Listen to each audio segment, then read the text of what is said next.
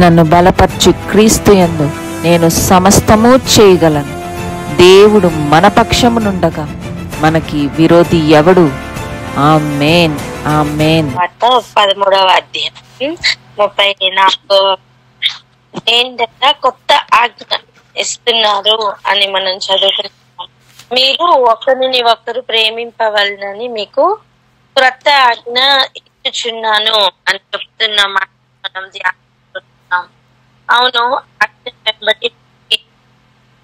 ఆజ్ఞ వెంబట మనకి పరీక్ష ఉంటుందని నేర్చుకుంటున్నాం. ఈరోజు చూడండి, ఒక పరీక్షను చూద్దాం మనం. ఇది ఎటువంటి పరీక్ష అంటే, ఈ ఆజ్ఞ వెంబట వస్తున్న పరీక్ష. ఈ పరీక్ష ఎటువంటిది అంటే, నార్మల్ గా ఉన్న పరీక్షల్లో కొంతమందికి ఒక్కొక్క సబ్జెక్ట్ టఫ్ అనిపిస్తుంది కదా. అందరికి అన్ని సబ్జెక్ట్స్ ఈజీగా ఉండవు. కొంతమందికి ఫిజిక్స్ కష్టంగా అనిపించవచ్చు, కొంతమందికి కాంప్లికేటెడ్ గా ఒక్కొక్క సబ్జెక్ట్ అనిపిస్తుంది. అలా ఆయన పెట్టే పరీక్షల్లో ఒక సబ్జెక్ట్ చాలా టఫ్ గా అనిపిస్తూ ఉంటుంది. ఈ సబ్జెక్ట్ ని మనం ఈరోజు చూద్దాం. అంటే ఈ టైప్ ఆఫ్ పరీక్ష మనం కొంచెం ఎదుర్కోవడం కష్టం అనిపిస్తుంది. ఎందుకు కష్టం అనిపిస్తుంది అనే విషయాన్ని ఈరోజు కొంచెం మనం చూద్దాం. మొట్టమొదటిగా మనకి జ్ఞాపకం ఉండవలసిన విషయం ఏంటి అంటే, ఆజ్ఞ బయలుదేరగానే ఆ ఆజ్ఞ మన చెవిలో పడి మన గ్రహింపులోనికి వచ్చిన మరుక్షణం నుండే పరీక్షా కాలం స్టార్ట్. ఎప్పటి వరకు? మన ఆఖరి ఊపిరి వరకు. మామూలుగా అయితే పరీక్షా కాలం ఎంతసేపు? 3 గంటలు. మళ్ళీ సంవత్సరానికి గాని ఆ పరీక్షా కాలం రాదు. ఇదలా కాదు. ఈ పరీక్ష అనుక్షణం. ఈ పరీక్ష ప్రతిదినం, ప్రతి సంవత్సరం.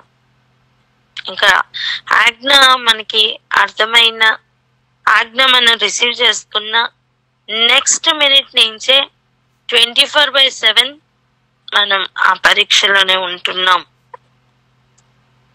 నిన్న కొన్ని విషయాలను మనం చూసాం, కొన్ని పరీక్షలను చూసాం. ప్రభు పరీక్ష పెట్టి పరీక్షించి దానిలో పాస్ అయిన వాళ్ళని చూసాం, ఫెయిల్ అయిన వాళ్ళని చూసాం. ఇంత గొప్ప సాక్షి సమూహాన్ని మనం చూసాం. ఈరోజు మరి ఒక కాంప్లికేటెడ్ పరీక్షను చూద్దాం. రండి వెళ్దాం. ద్వితీయోపదేశ కాండం 13వ అధ్యాయం. ద్వితీయోపదేశ కాండం 13వ అధ్యాయం 1 నుండి 3 వచనాలు చదువుకుందాం. ద్వితీయోపదేశ కాండం 13వ అధ్యాయము 1 నుంచి 3 వచనాలు.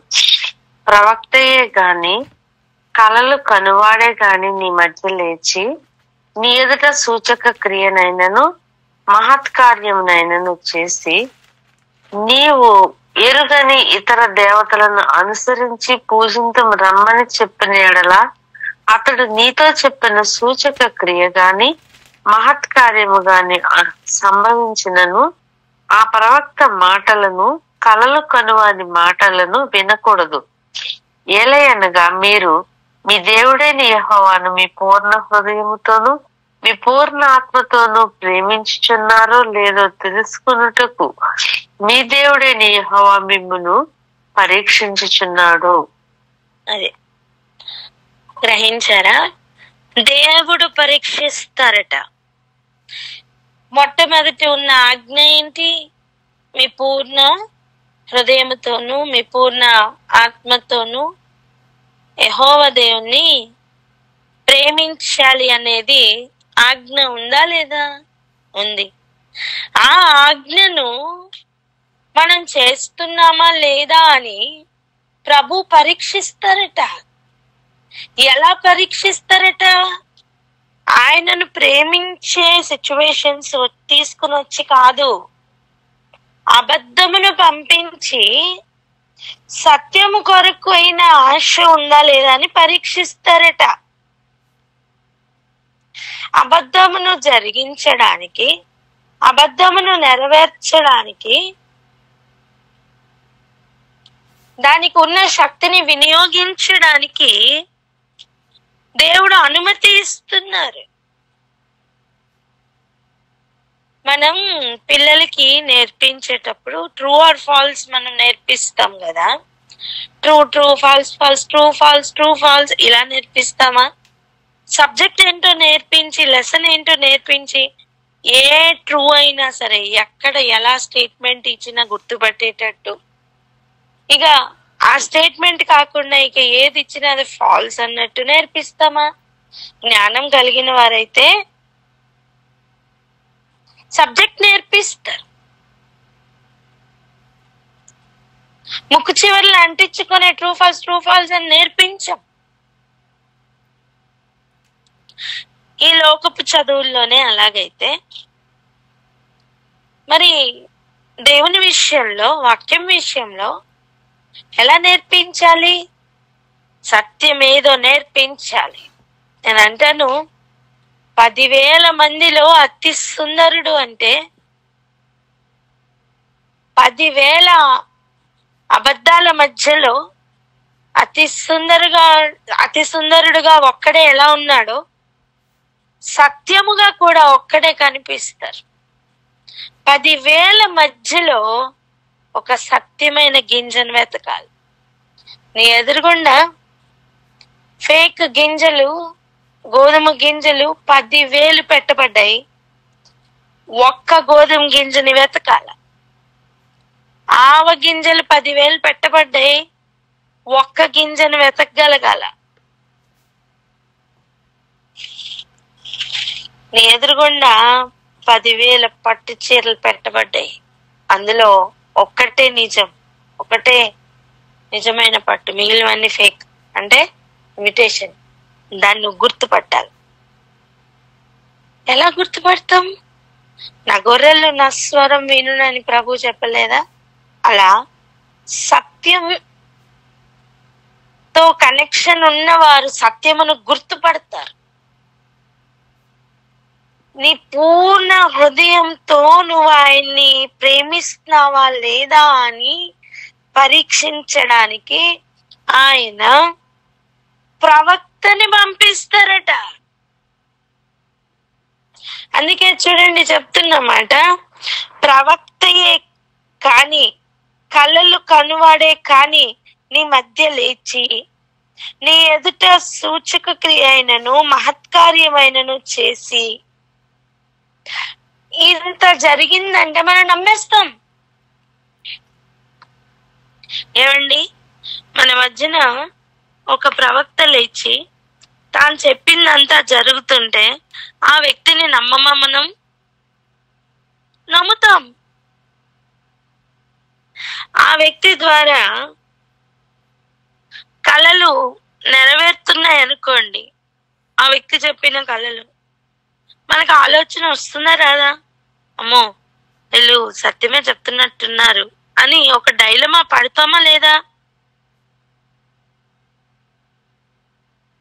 ఆ కన్ఫ్యూజన్ ఉంటుందా లేదా? ఉంటాం. అండ్ నెరవేరుతున్నాయంటే మనం ఈజీగా వారి వెంట వెళ్ళిపోతాం. అంతేకాదు, మహత్కార్యాలు జరుగుతున్నాయి అనుకోండి, సూచక క్రియలు జరుగుతున్నాయి అనుకోండి, అప్పుడు మనం ఇంకా ఈజీగా ఇక్కడ మహాశక్తి ఏదో పనిచేస్తుందని నమ్మేస్తాం. అలాంటి సిచ్యువేషన్ లో మనం ఎరుగని ఇతర దేవతలను అనుసరించి పూజించడానికి ప్రేరేపిస్తున్నారనుకోండి, అప్పుడు గుర్తుపట్టాలి, ఇది సత్యమును గురించిన మహత్కార్యం కాదని, ఇది సత్య విషయమైన సూచక క్రియ కాదని. ఎంతగా గుర్తుపట్టాలి అంటే సత్యమును గురించిన అవగాహన మనకు ఉండాలి. సత్యం స్వతంత్రులుగా చేస్తుంది కదా, దాని నుండి తప్పించి మరి ఒక దాస్యత్వంలోనికి తీసుకుని వెళ్ళిపోతున్న అనుభవమే ఈ డైవర్షన్. మరి ఎలా గుర్తుపట్టాలి?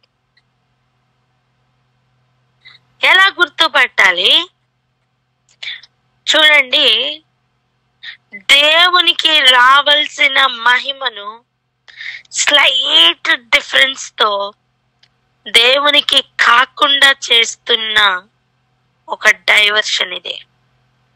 అలాంటి సమయం గుర్తుపట్టగలం. ఇది ఎవరు అనుమతిస్తున్నారు? ప్రభువే అనుమతిస్తున్నారు. ఒక చిన్న ఎగ్జాంపుల్ చూడండి.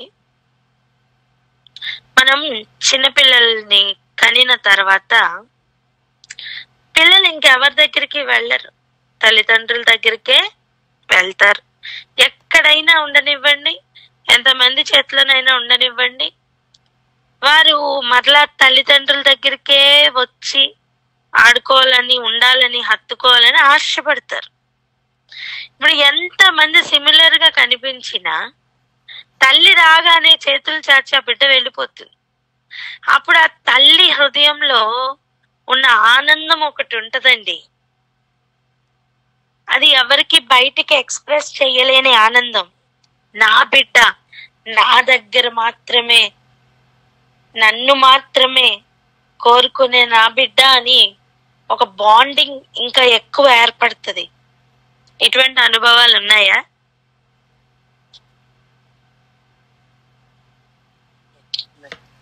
ఉన్నాయా?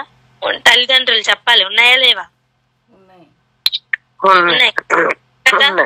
ఇప్పుడు అలా కాకుండా ఈ తల్లిదండ్రులు దగ్గరికి కాకుండా ఎవరి దగ్గరికైనా ఆ చిన్న బిడ్డ వెళ్ళిపోయి తల్లిని తండ్రిని మర్చిపోయి యామర్చి లేదా విడిచిపెట్టి తిరుగుతూ ఉన్నారనుకోండి, ఆ చిన్న పిల్లలే కావచ్చు, తల్లిదండ్రులు అబ్బా ఎంత బాగా వెళ్ళిపోతున్నారో, ఎంత బాగా నన్ను వదిలేశారో అని హ్యాపీ ఫీల్ అవుతారా అండి?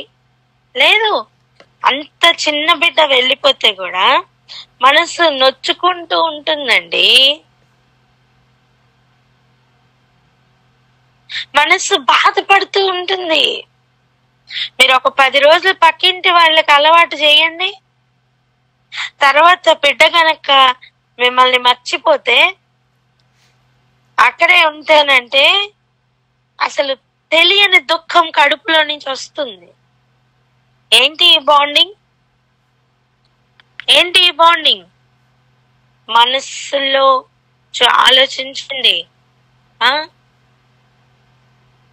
దేవునితో ఈ బాండింగ్ ఇంకా ఎక్కువ ఉంటుంది. ప్రభు ఏం ఆశపడుతున్నారంటే నీ పూర్ణ హృదయంతో ఆయన్ని ప్రేమించాల. అంటే నువ్వు ఫస్ట్ ఆయన్ని గుర్తుపట్టాల,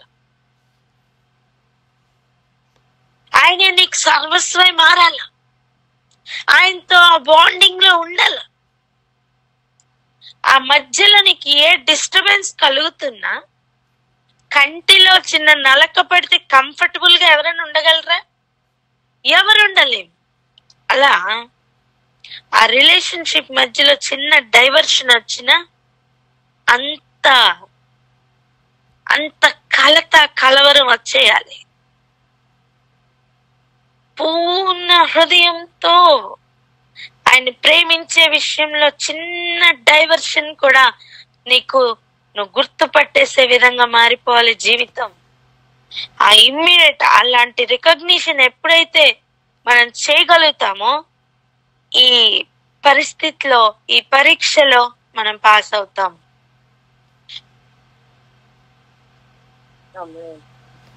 ఎవరైనా ప్రార్థన అందుకోండి. ఇలా ఒక డైవర్షన్ ని గుర్తుపట్టే విధంగా మనం తయారవ్వాలని, ఇలా ఒక ప్రవక్త గాని, ఒక కళలు కనువాడే గాని, ఒక అద్భుతం గాని, ఒక సూచక క్రియ గాని నన్ను డైవర్ట్ చేయడానికి వీల్లేదు, నీ ప్రేమ నుండి నేను తొలగిపోవడానికి వీల్లేదు అని ప్రార్థన చేద్దాం. ఎవరైనా ప్రార్థన అందుకోండి. హల్లెలూయా, స్తోత్రం రాజా. స్తోత్రము తండ్రి, స్తోత్రము తండ్రి, మీకు వందనాలయ్యా.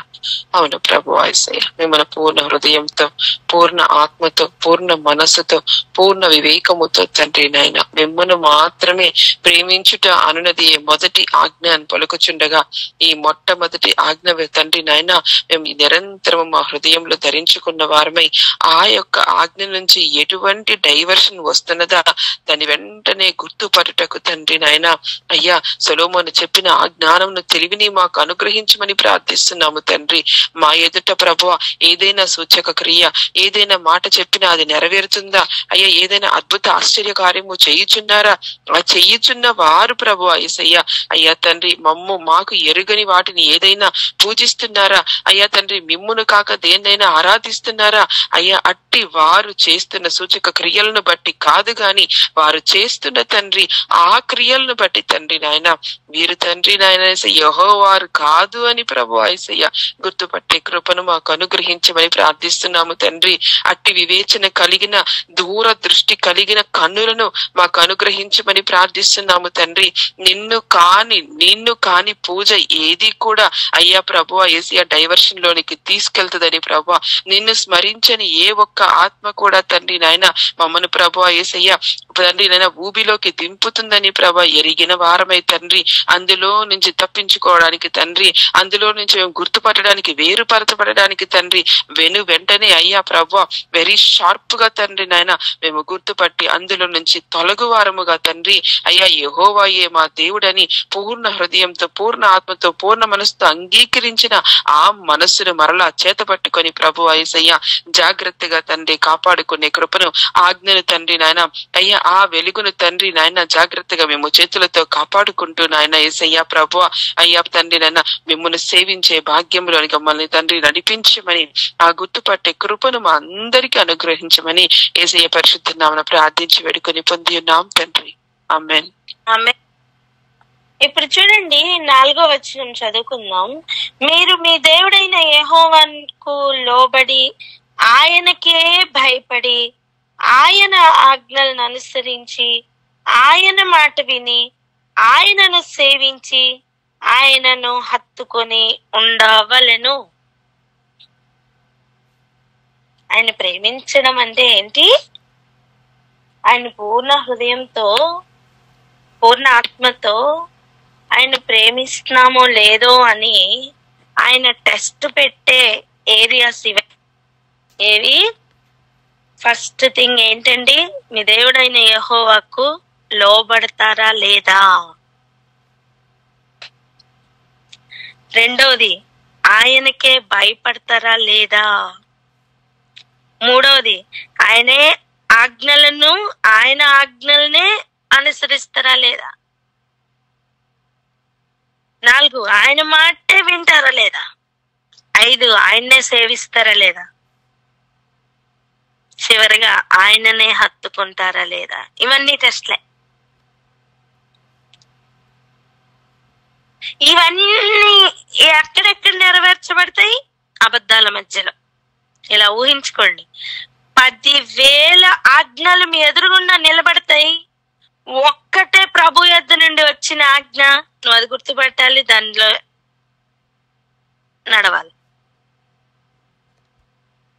10,000 అబద్ధాలు చేతులు చాచి ఉంటాయి, ఒక్కటే నీ ప్రభు చేతులు, నువ్వు వాటిని గుర్తుపట్టాలి, వాటిని హత్తుకొని ఉండాలి, ఆ చేతుల్లోనికి వెళ్ళాలి. 10,000 మంది నిన్ను భయపెడుతూ ఉంటారు. అంటే గౌరవప్రదమైన భయం. ఇది ప్రేమలో భయం ఉండదు కదా. ఇది ప్రేమిస్తూ చూడండి, అబ్రహాంతో మాట్లాడుతున్నప్పుడు నువ్వు ఆయనకే భయపడుతున్నావు, నేను ఇందు మూలమున తెలుసుకుంటున్నాను. ఎందు మూలంన? ఒక్క కుమారుడు లేక పుట్టినవాడు, వృద్ధాప్యంలో పుట్టినవాడు ఏ సాకులు ఆపలేదండి. ప్రభువుని ప్రేమించుట అనేది, ప్రభువుకు భయపడుట అనేది నిరూపించిన సిచ్యువేషన్ అది.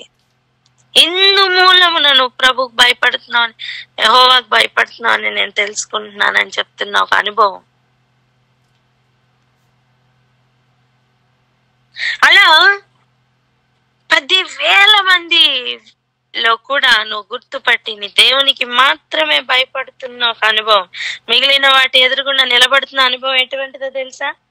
7 అగ్ని ఎదురుగుండా పెట్టి ఇప్పుడు నువ్వు మొక్కుతావా లేదా, లేదంటే ఇంట్లో పడేస్తానంటే, రాజా నీకు సమాధానం చెప్పాలన్న అవసరం మాకు లేదు అని నిలబడిన ఒక అనుభవం ఉంది చూసారా? ఎవరికి? ఎక్కడ? బబులోనులో షద్రక్ మేషక్ అబేద్నెగో అని చెప్పబడుతున్న వారు నిలబడిన సిచ్యువేషన్ ఉంది చూసారా? అలా నేను ఆయనకి మాత్రమే భయపడతాను అని చెప్తున్నా ఆ సిచ్యువేషన్ అండ్ అది. మిగిలిన 7 మారిన అగ్ని కూడా నా ఎదురుగుండా నిలవకూడదు. అలా తయారవ్వాలి మనం. ఇప్పుడు చెప్పండి, ఆయన పెట్టే పరీక్ష ఇప్పుడు అర్థమైందా? చూడండి, ఆయననే సేవించాలి అని చెప్తున్న ఆ టెస్ట్ కే ఆయన ఇంత కాంప్లికేటెడ్ గా టెస్ట్ పెట్టి ఆ ఆజ్ఞను మనం నెరవేరుస్తామా లేదా అని పరీక్షిస్తుంటే, ఇప్పుడు కొత్త ఆజ్ఞ ఏంటా? కొత్త ఆజ్ఞ ఒకరిని ఒకరు ప్రేమించాలా అనేది కొత్త ఆజ్ఞ. ఇప్పుడు ఆ ఆజ్ఞను మనం నెరవేరుస్తామా లేదా అని ఆయన పరీక్షించరా? ఆ ఒకరు అని చెప్తున్న ఏరియాలో దేవుణ్ణి మించైతే కాదు, దేవుని తర్వాతనే ఏదైనా, కానీ మనకి వచ్చే పరీక్ష అబద్ధాల మధ్యలో సత్యాన్ని కనుకొని దాన్ని అనుసరించగలగాలి. అది పరీక్ష. మరి ఈ పరీక్షలో మనం గెలవాలని, మరి దానికి సత్యమును గుర్తుపట్టే కృప దేవుడే ఇవ్వాలని, ఆయన ఇచ్చినప్పుడు ఆ వివేచన మనకు కావాలని ప్రార్థన చేద్దాం. ఎందుకంటే సొలొమోన్ రాజు పడిపోయిన ఏరియా అదే కదా. తనకున్న ఒక్క కామాతురత ఎంత దూరం లాక్కెళ్ళిందో చూసారా? ఇతర దేవతలను పూజిస్తున్న అనుభవంలోకి వెళ్ళిపోయాడు. ఉన్నత స్థలాన్ని కట్టిస్తున్న భయంకరమైన స్థితిలోనికి వెళ్ళిపోయాడు. తను ఎవరిని సంతోష పెట్టాలనుకున్నాడు? భార్యల్ని. ఎంత మందిని ఉంచుకున్నాడండి, ఎంత మందిని! ఎంత ఈజీగా ప్రభు మార్గం నుంచి తొలగిపోలేదు, వేరొకరిని హత్తుకోలేదా? అప్పుడు ఎవరికి భయపడుతున్నాడు? భార్యకి భయపడుతున్నాడు. ఇతర దేవతలను అనుసరించడానికి వెళ్ళిపోయాడు. వారి అన్నిలో ఎలా అయితే వారి దేవతలకు చేస్తారో అలా మీరు చెయ్యకూడదు యెహోవాకు అని చెప్తే డైరెక్ట్ గా వారికి ఉన్నత స్థలాలు కట్టించే విధంగా వెళ్ళిపోయాడు. అంటే ఎంత డేంజర్ ఉందో చూడండి. ఇప్పుడు మనం ఆయన ఆజ్ఞను పాటిస్తామో లేదో అని ఆయన పరీక్షిస్తారట. ఆయన గొర్రెలు ఆయన స్వరం వింటాయండి. వేరే గొర్రెల కాపరి లేదా వేరే కాపరి ఏ శబ్దం చేసినా అవి రెస్పాండ్ అవ్వవు. ఎందుకు? వాటికి తెలుసు వారి కాపరి ఎవరో. అలా గొర్రెలకున్న వివేచన అయినా మనకు ఉండాలి. అంతగా మనం ఆయన్ని గుర్తుపట్టే విధంగా మారాలి. ఆయనకి రావాల్సిన మహిమను మనం ఇతర దేనికి కూడా ఆపాదించడానికి వీలు లేదు. ఒకసారి రండి, రోమా పత్రిక 1వ అధ్యాయానికి ఒకసారి వెళ్ళి వద్దాం. రోమా పత్రిక 1వ అధ్యాయం చూడండి, 22-23 వచనాలు. రోమా పత్రిక 1వ అధ్యాయము 22-23 వచనాలు. వారి అవివేక హృదయమును అంధకారమాయను, వారు తాము జ్ఞానులమని చెప్పుకొనుచు బుద్ధిహీనులైరి, వారు అక్షయుడకు దేవుని మహిమను క్షయమగు మనుషుల యొక్కయు పక్షుల యొక్కయు చతుష్పాద జంతువుల యొక్కయు పురుగుల యొక్కయు ప్రతిమా స్వరూపముగా మార్చిరి. అది ఏంటి ఈ విగ్రహాలు? అక్షయుడగు దేవుని మహిమను క్షయమగు వాటికి మార్చేశారట. అది మనుష్యులు కావచ్చు, పక్షులు కావచ్చు, చతుష్పాద జంతువులు అంటే 4 కాళ్ళు కలిగిన జంతువులు కావచ్చు, పురుగులు కావచ్చు, వీటికి ఎన్ని కాళ్ళైనా ఉండవచ్చు, వాటి ప్రతిమా స్వరూపములుగా మార్చేశారు. ఇప్పుడు వీటి వద్ద నుండి బయలుదేరుతున్న ప్రవక్తలు రావచ్చు, కళలు కంటున్న వారు రావచ్చు, మహత్కార్యాలు సూచక్రియలు జరిగిస్తున్న వారు కావచ్చు, ఎవరైనా సరే ప్రభువు మార్గం నుండి తొలగిస్తున్నారా గుర్తుపట్టాలి. దేవునికి రావాల్సిన మహిమ ఆయనకి కలగకుండా మధ్యలో ఆటంకంగా ఒక మనిషిని నిలబెట్టిన నువ్వు గుర్తుపట్టాలి.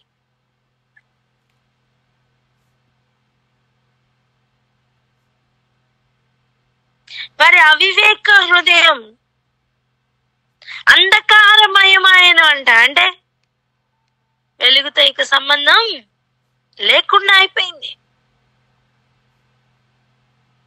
ఇందుకే వాళ్ళు ఏం చేశారు తెలుసా? 21వ వచనం చూడండి. మరియు వారు దేవునిని ఎరిగి ఆయనను దేవునిగా మహిమ పరచలేదు. దేవుని ఎరగని వారు కాదట, ఎరిగి అంటే ఆయన ఎవరో తెలిసి ఆయనను దేవునిగా మహిమపరచలేదంటండి. వారు దేవుని మహిమను వేరే వాటికి ఆపాదిస్తూ ప్రజలకి చూపిస్తున్న అనుభవంలో ఉండిపోయారు. కృతజ్ఞతాస్తుతులు చెల్లింపను లేదు గాని వారి వాదముల యందు వ్యర్థులైంది.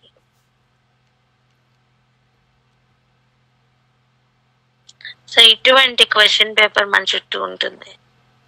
ఈరోజు గమనించు, నువ్వు ఇతర దేవతలకి మొక్కట్లేదు కదా అనుకోవచ్చు. ఎవరికి భయపడుతున్నావు? ఎవరికి హత్తుకుంటున్నావు?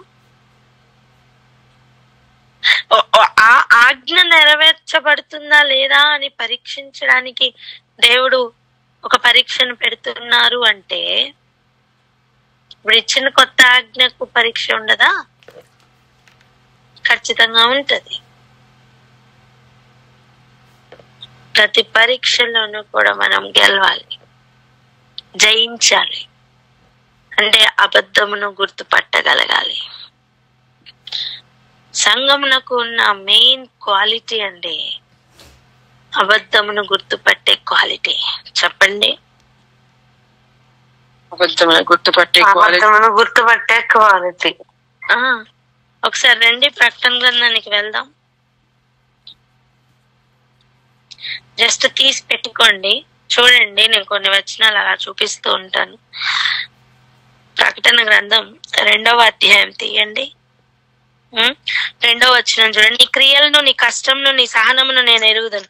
నీ దుష్టులను సహింపలేవనియు అపోస్తలులు కాకయే తాము అపోస్తలమని చెప్పుకొని వారిని పరీక్షించి వారు అబద్ధికులని నీవు కనుగొంటివనియు. ఎవరండి పరీక్షించారు? దేవుడా? కాదు, సంఘం. సంఘం అపోస్తలు కాకయే అపోస్తలు అని చెప్పుకుంటున్న వారిని గుర్తుపడుతుందట. అంతేకాదు, పరీక్షించి అబద్ధికులని కనుగొంటదట. ఇది సంఘానికి ఉన్న క్వాలిటీ అండి. ఇప్పుడు చూడండి 9వ వచనంలో, నీ శ్రమను దరిద్రతను నేను ఎరుగుదును, అయినను నీవు ధనవంతుడివే. తాము యూదులమని చెప్పుకొనుచు యూదులు కాక సాతాను సమాజపు వారి వలన నీ కలుగు దూషణ నేను ఎరుగుదును. నువ్వు పొందబో శ్రమలకు భయపడకుము. అంటే ఏంటి? యూదులు అని చెప్పుకుంటూ యూదులు కాకపోయినా యూదులు అని చెప్పుకుంటున్న వారు ఉంటారు. అండ్ వారి ఆరిజిన్ ఎక్కడ? సాతాను సమాజపు వారు. వీరు దేవుని యొద్ద నుండి వచ్చిన వారు కాదు, దేవుని సంబంధికులు కాదు. మీరు ప్యూర్ గా ఎవరండి? సాతాను సమాజం నుండి పంపబడిన యూదులు. పేరుకు మాత్రం యూదులు, బట్ అంతరంగంలో వాళ్ళు యూదులు కారు. గుర్తుపట్టింది ఎవరు? సంఘం. సంఘం అని అంటారు. నువ్వు గుర్తుపడితేనే సంఘం నానా. నువ్వు గుర్తుపడితేనే సంఘం. ఇప్పుడు 6వ వచనం చూడండి. అయితే ఈ ఒకటి నీలో ఉన్నది, నికొలాయితుల క్రియలు నీవు ద్వేషించుచున్నావు, నేను కూడా ద్వేషించుచున్నాను. అంటే నికొలాయితుల బోధను గుర్తుపట్టే అనుభవం సంఘానికి ఉంటది. ఏ బోధకు పడితే ఆ బోధకు శోభయోగ్య అనుభవం కాదు. ఏంటి నికొలాయితుల బోధ? కాంప్రమైజ్డ్ లైఫ్, పర్వాలేదు అని. ప్రతి ఆజ్ఞకు కూడా కాంప్రమైజ్, పర్వాలేదు. ఇలా మీరు గుర్తుపట్టండి. 3వ అధ్యాయం దాకా చదువుకుంటే అన్ని ఏరియాల్లో అబద్ధమును గుర్తుపట్టే అనుభవంలో సంఘం ఉందండి. ఇంతగా ఉన్నా సరే ఆయనను ఈ ఒకటి నీలో ఉందని తప్పు మోపుతున్న దేవుడు, అసలు అబద్ధానికి సత్యానికి తేడా కూడా తెలియని స్థితిలో మనం అలా కదిలి వెళ్ళిపోతుంటే మరి దేవుడు మనల్ని ప్రశ్నించరా? ఇష్టపడతారా మన జీవితాన్ని బట్టి, మన కదలికల్ని బట్టి? చెప్పండి. నీకు ఇచ్చిన 3 గంటల క్వశ్చన్ పేపర్ టైంలో నువ్వు రాయాల్సిన ఈ ఇయర్ పేపర్ కాకుండా నువ్వు లాస్ట్ ఇయర్ పేపర్ రాసి ఇప్పుడు నాకు మార్కులు వెయ్యి అంటే పడతాయా? అది క్వశ్చన్ పేపర్ ఏనండి అంటే మా ఈ సంవత్సరం క్వశ్చన్ పేపర్ రాయి అంటారు. అలా ఇవన్నీ మన ఎదురుగుండా దృష్టాంతాలుగా ఉన్నాయి. అంతే. మన జీవితంలో దేవుడు పెట్టే పరీక్ష మనకి సపరేట్ గా ఉంటుంది. ఏ ఒక్కరిని కూడా దేవుడు సిమిలర్ గా పుట్టించలేదు కదా.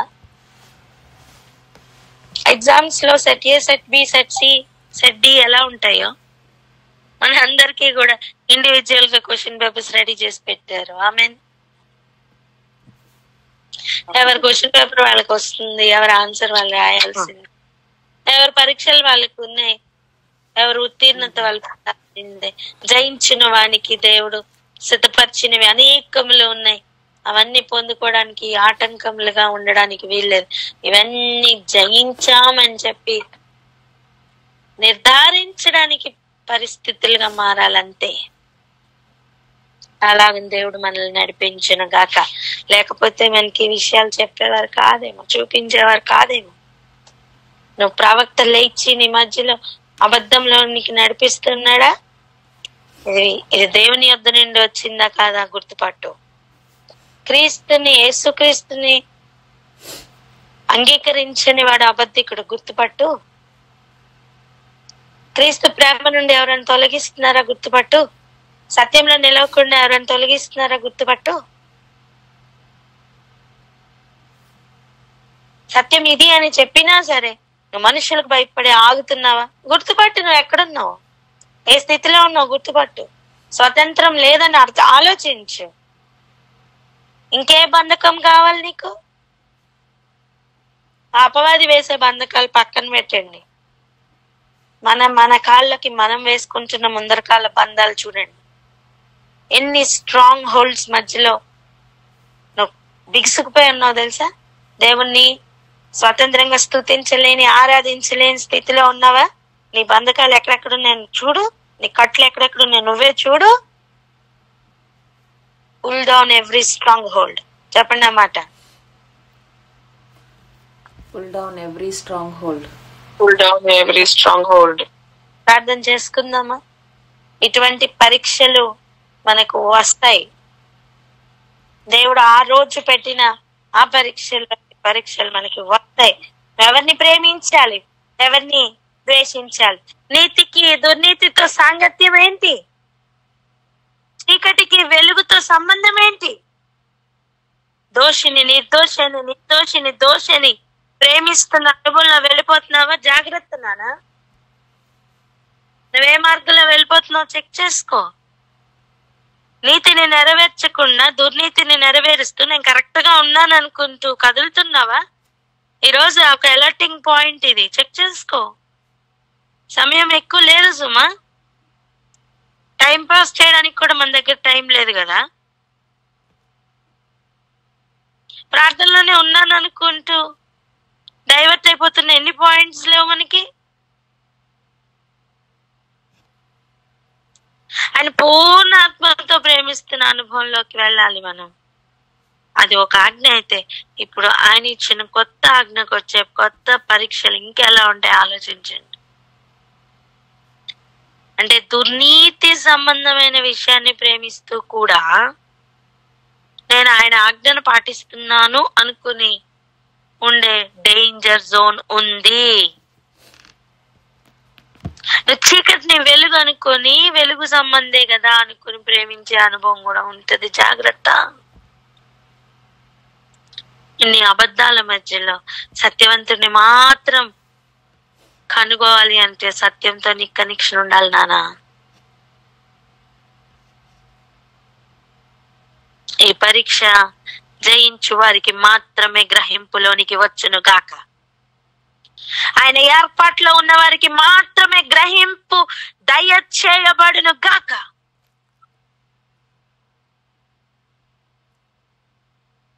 ఈ భయంకరమైన ఫిల్టరేషన్ లో మిగిలి ఉండే కృప ఆయన ఇవ్వకపోతే ఇంకెక్కడి నుంచి రాదండి. ప్రార్థన చేసుకుందాం.